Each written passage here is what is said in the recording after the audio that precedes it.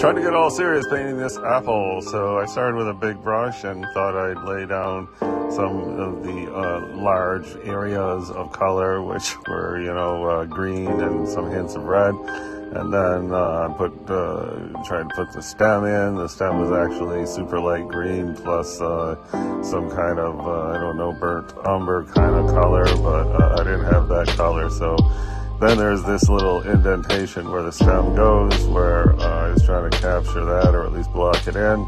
And so then I put some highlights with white, which is, not really the improved way to paint, but whatever.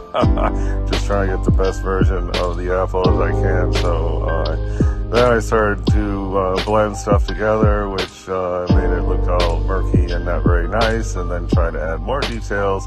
And, I didn't get a very good color match whatsoever, and so adding more highlights, blending again, adding more shades. I tried to do a shadow, which didn't come out too nice, but anyway, then I guess I was done, and I thought it looked horrible. My wife said it was the best thing I ever painted, but I don't know which. I'm leaning towards horrible, though. I want to mention any beginners that, say that looks pretty good or something should not get discouraged, because I think it looks horrible, and we got to just keep at it if we want to improve.